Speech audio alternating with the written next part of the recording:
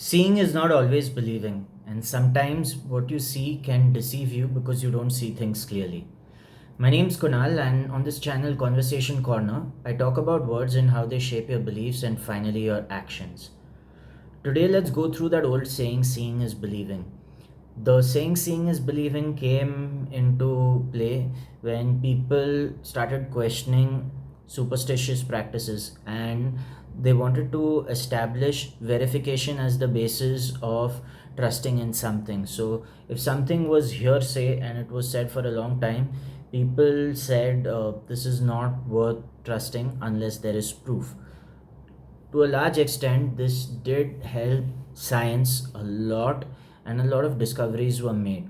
But when it comes to the domain of the subjective life, when it comes to your own subjective experience of life, that saying, seeing is believing, does not always hold true because we don't see with our eyes. Our mind uses our eyes as the mechanism to see, and as we are, so we see the world. We filter our experience of the world through who we actually are.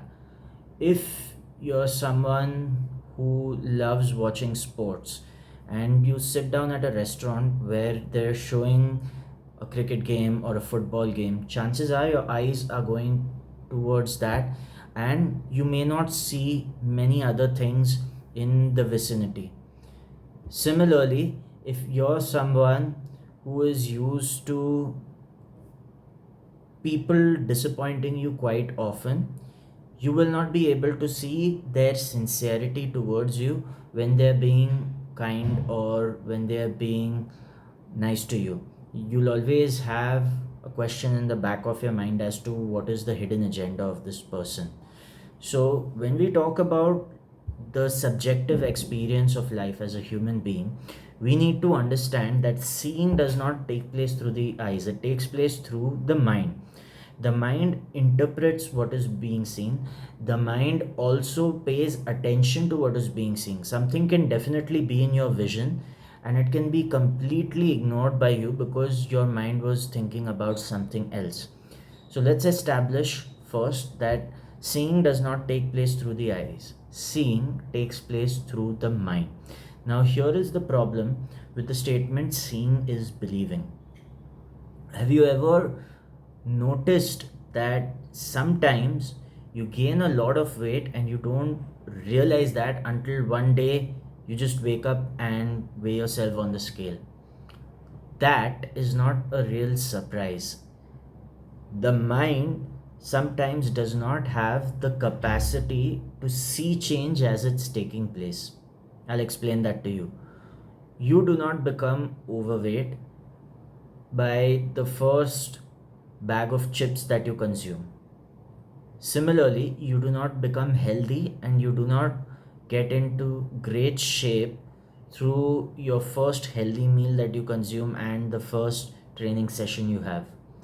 There is a time delay in experiencing the outcome of certain actions, and the time delay is precisely what our mind very often fails to register. So, when we are eating healthy and when we are training for extended periods of time, there is definitely a change.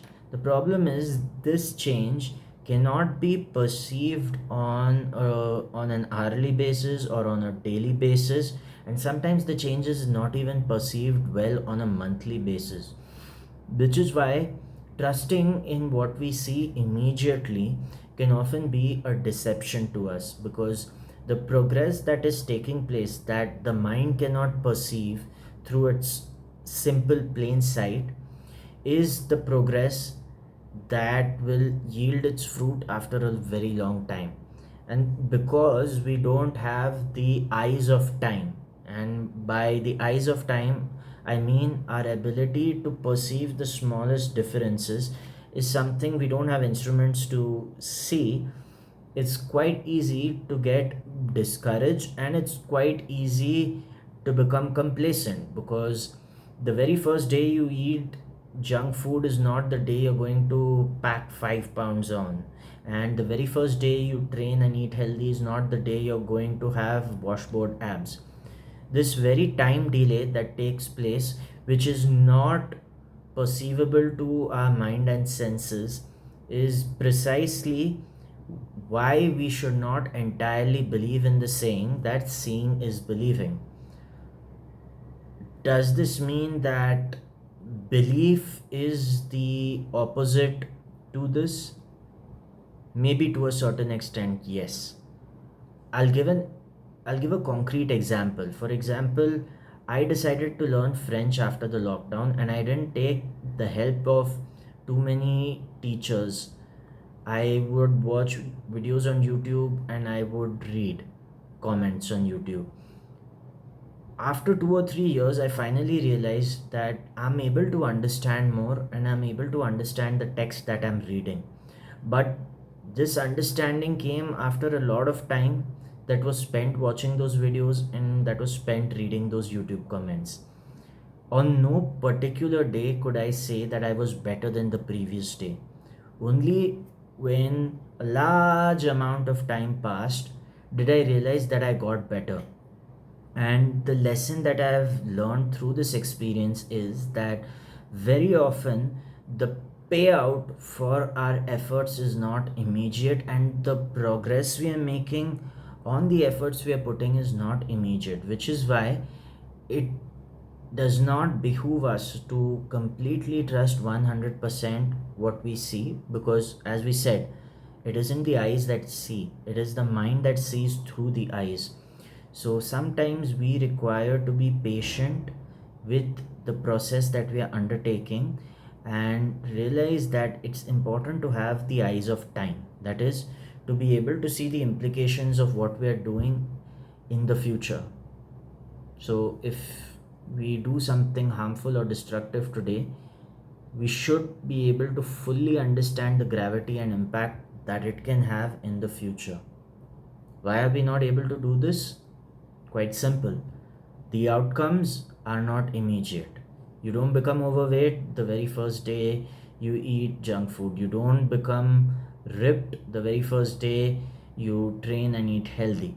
Because the consequence of doing something bad or good is not immediate, on the one hand, we become discouraged from doing that which is fruitful, and on the other hand, we become very complacent when we do that which is harmful. And I believe this is the cause of pain in our lives as human beings.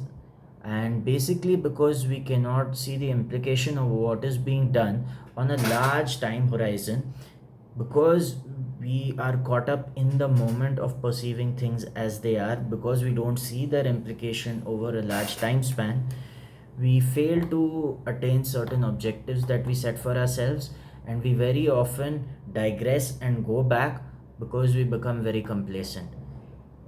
Things can become better if we take it upon ourselves to train ourselves to see the implications of what we are doing into the future, which is called uh, farsight, right?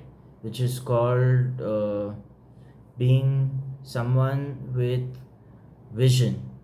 What visionaries have is the ability to see their imagination in their mind's eye as more real as the apparent reality before them. So, someone who founded their business and was willing to go through the toils and struggles and failures held the vision of the success of their business in their mind, and that felt real to them far more than the real life failures. And this is what brought them long term success. So, I hope that you will have the foresight and the clarity to hold your vision as stronger than the apparent reality of your senses.